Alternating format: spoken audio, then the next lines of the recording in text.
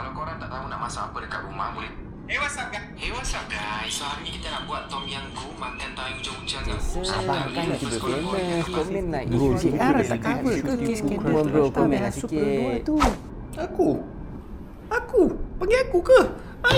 Dah tiba masa aku membebel seorang-seorang depan kamera mengenai isu Toyota Honda. Oh tak ada Honda, Toyota Perdua and Daihatsu ini kan, isu skandalnya kan. Sebenarnya kan aku dapat segala infonya daripada Facebook page Ajero lah. Korang boleh lah follow dia dekat sana kan. Sebenarnya sebanyak info yang aku secara amnya aku sendiri pun lupa. Sebenarnya secara ringkasnya Daihatsu, specifically Daihatsu tau, because it's technically not Toyota and Perdua's fault. It's more towards Daihatsu, sebab Daihatsu yang membekalkan safety features, pergi ke checking dan membuatkan kereta itu tau. So more of it towards Daihatsu, and Daihatsu adalah melakukan 174 kesalahan, termasuklah membuat false statement, tukar sini tukar sana, mengeluarkan isu palsu, laporan palsu, dan semuanya adalah untuk mendapatkan rating dan certification yang tinggi agar diorang bolehlah marketkan kereta-kereta yang terlibat mendapatkan rating isu yang, kenapa aku cakap isu, certifications, di mana kereta-kereta seperti contohnya Myvi dapat 5 star NCAP dan lain-lain semuanya dapatkan rating yang tinggi yang bagus, di mana diorang bolehlah marketkan kereta diorang kepada kita untuk memberikan kita confidence untuk membeli kereta-kereta diorang itu. Tapi malangnya setelah kita dah dapati isu ini, artikel ini sedang berlaku, ada juga sebenarnya kat aku nampak ada tukar airbag lah, headrest dia tipu lah, lepas tu side collision dia diorang memberikan laporan yang palsu lah, dan lain-lain. Sebenarnya kan actually it all relates to the safety features to the car. Kereta-kereta yang terlibat lah, kereta aku, kereta Toyota Tulen, tak ada, kereta aku selamat. Dan dengan itu kan mungkin ada banyak orang cakap kan, actually it doesn't affect me at all. Lagi-lagi aku dah pengguna Myvi dah 2-3 tahun, tak ada masalah. Lagi-lagi it actually affects since the first gen of Azia tau, tahun 2014, 2016, kereta pertama itu, dan sampai sekarang ada juga orang menggunakan kereta itu, tak ada masalah sebenarnya. Betul, tak ada masalah. Dia masalah yang datang apabila korang mengalami kemalangan. Actually if you put it into a more realistic perspective kan, kereta-kereta apa sekalipun, tak kisah korang membawa BMW ke Volvo ke, kalau korang langgar lori sekalipun, kalau dah tiba masa lah. Ada orang cakap lah, bukan aku yang cakap lah. Sebenarnya that statement is true and false in a way. You could say that if you are driving 100 and another car is also driving 100, but if your car has lesser more weak cases ataupun safety feature yang lebih berkurangan, kereta korang yang drive 100 itu akan mengalami kecederaan yang lebih teruk berbanding dengan kereta yang safety feature dia lebih lengkap, cases dia lebih kukuh, dia tak adalah mengalami kecederaan, kemalangan yang seteruk kereta itu kan. Jadi faktanya datang kepada pengguna di luar sana. Apakah yang korang boleh buat sekarang? Actually cannot do anything. To my knowledge, kalau kerajaan pun tak akan buat apa-apa mengenai isu ini, apatah lagi kita sebagai pengguna biasa kan.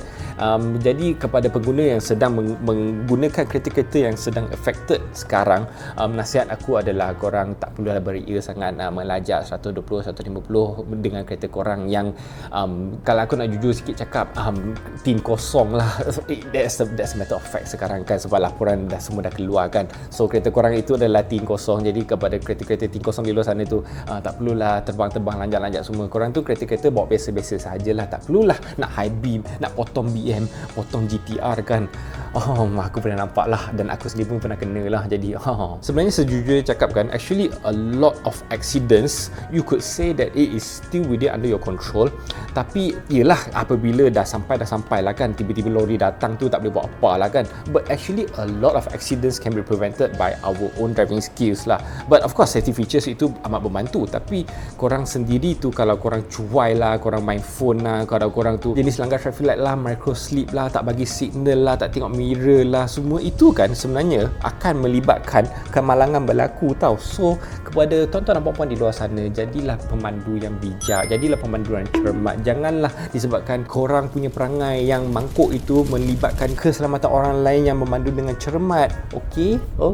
Now the next thing I want to say is, adakah ia isu besar sangat sampai korang jangan membeli Toyota ataupun Perdua?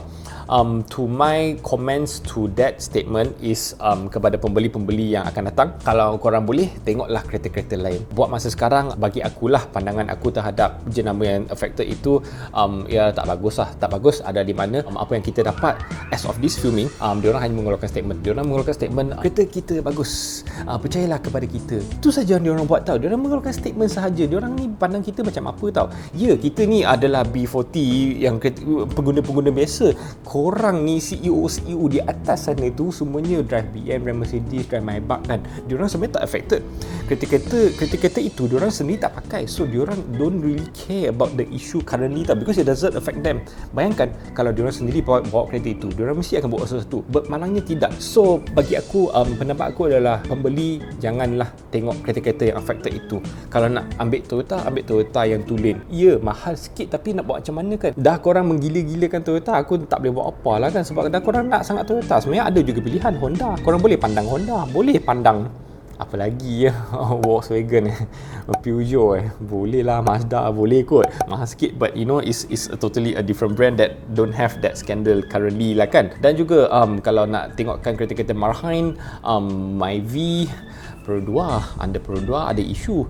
So the next best thing is Proton, dan Proton juga korang tahulah kan, aku tak perlu sebut lah kan. What is the choices right now? The choice is probably you can look at second hand. Sebenarnya second hand car is not that bad also lah, if it's in a good condition dan jenama yang lebih prestige. Tak adalah BMW, bolehlah cari Honda City ke, ataupun Honda Civic ke, Toyota Corolla ke, Camry ke. It's actually a very very good car, just that maybe you don't get the nice ribbon, maybe you don't get the new leather smell, but that is the choices you have with your money kan. Korang buatlah keputusan sendiri kan. Now my thoughts to the government and also the big companies out there. Siapalah aku untuk bersuara kan. Mungkin suara aku lebih kuat daripada keyboard warrior di luar sana kan. So apa yang aku boleh cakap di sini adalah, kalau government, kalau korang sayangkan kita punya rakyat, bolehlah buat sesuatu dengan kereta-kereta ini kan. Saman company-company besar itu, agar diorang takut, diorang akan buat sesuatu dengan kereta-kereta diorang itu. Janganlah disebabkan isu ini tak mengefekkan korang boleh buat macam buat tak tahu kan. Sebenarnya banyak juga pengguna, banyak juga pembeli, dan actually berjuta-juta duit wang yang transacted, the car, the sales, the after sales service, semuanya adalah duit yang masuki company-company besar itu tau.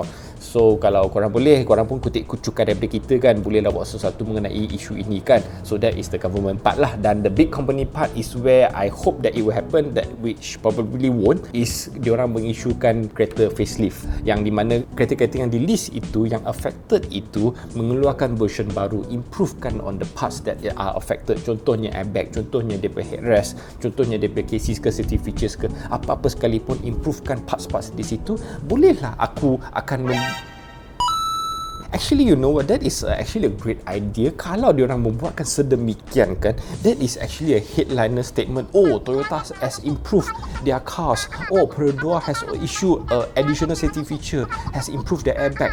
Kan itu adalah statement yang bagus, yang memberikan keyakinan kepada bukan sahaja Toyota dan Perodua, kepada Malaysia as a whole tau. Kau bayangkan sekarang the affected countries is actually Malaysia and Indonesia. And in Japan, they are taking this very seriously. They don't want to release the cars that are affected. Tapi Malaysia dan Indonesia say yes.